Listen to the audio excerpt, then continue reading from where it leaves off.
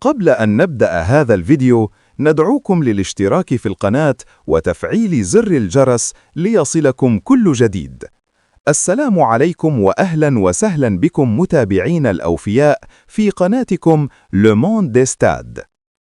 لطالما اعتقد الكثيرون أن قصة ملعب الأمير مولاي عبد الله قد انتهت مع إعادة بنائه وتحويله إلى معلمة رياضية حديثة، لكن مع بداية شهر ديسمبر 2025 ظهر فصل جديد أعاد إشعال النقاش بعد الكشف عن شاشات الهالو سكرين العملاقة ذات الشكل الدائري المحيطة بسقف الملعب من الداخل.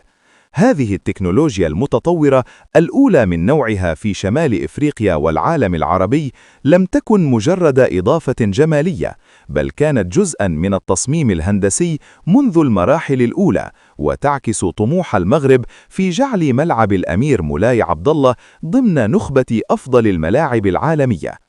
شاشات بزاوية رؤية 360 درجة ستغير تجربة الجماهير بالكامل، وتجعل كل مقعد داخل الملعب مميزاً، كما تمثل استثماراً اقتصادياً مهماً، خاصة مع اقتراب كأس إفريقيا للأمم 2025 والاستعداد لكأس العالم 2030.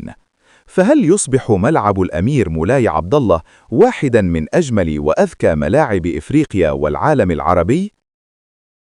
في الختام، ملعب الأمير مولاي عبد الله يؤكد أن المغرب دخل بقوة عالم الملاعب الذكية والمعايير العالمية.